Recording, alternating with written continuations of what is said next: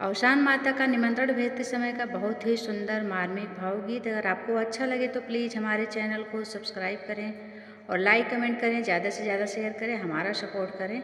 तो चलिए हम सुनाते हैं बहुत ही सुंदर अवसान माता का गीत। और ये गीत सुनिए तो आप पूरा सुनिएगा, क्योंकि बीच में थोड़ा सा अलग है। बहुत ही सुंदर माता रानी का ये भजन है। तो चलिए हम सुनाते हैं अवसान माता का प्यारा सा ये गीत।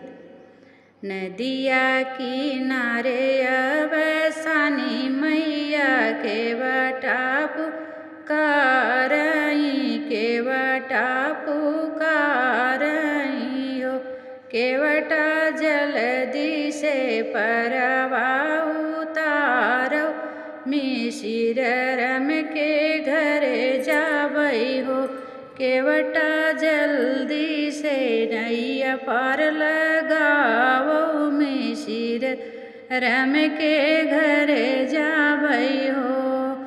नदिया किनारे अवसानी मैया के वटा पुकारई हो, केवटा हाली बेगे नैया लियावो, मिसिर रम के घरे जाबई हो।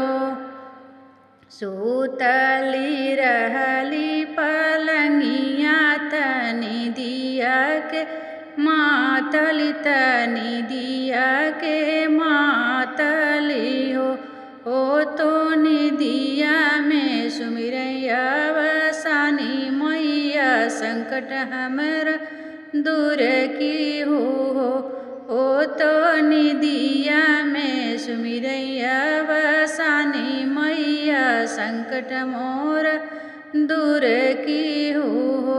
मैया हमारी नगरिया फेरिया डरत्यु दूर दुरिया जब वऊ बई हो, मैया हमारी नगरिया फेरिया डरत्यु दूर दुरिया जब वऊ बई, संकट हमरा दूर की हो।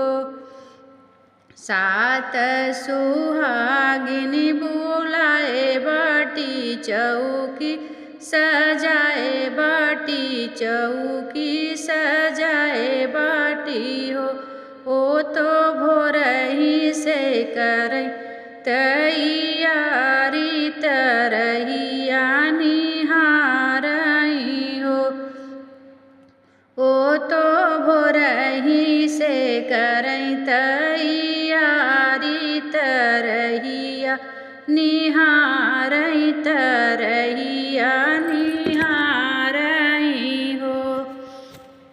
आरी आरी बैठई सोहागिन बिचवा अवसानी मैया, बिचवा अवसानी मैया हो, ओ तो हाली हाली को छवा भरामई, माहलिया गीत गूंजई, माहलिया गीत गूंजई हो, कियो तो हाली हाली को छवा भरावई, माहलिया गीत गूंजई, माहलिया गीत गूंजई हो।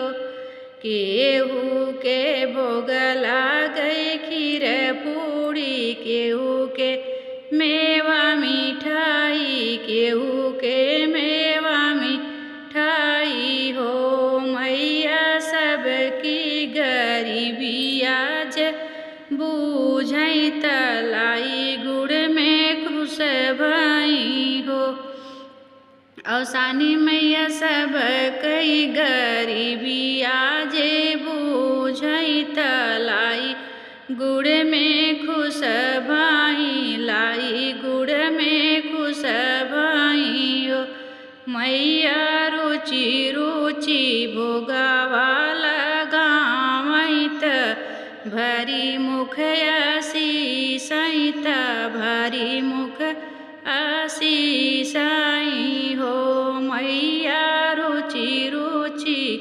भोगवा लगावई, भरी मुख आशीषई, भरी मुख आशीषई। तो ये प्यारा सा माता रानी का भजन अगर आपको अच्छा लगे तो प्लीज़ हमारे चैनल को आप लोग सब्सक्राइब करें और लाइक कमेंट करें, ज़्यादा से ज़्यादा शेयर करें, हमारा सपोर्ट करें। और इसी तरह के भजन गीत सुनने के लिए आप हमारे चैनल पर बने रहें। तो चलिए इसी के साथ हम एंड करते हैं। धन्यवाद।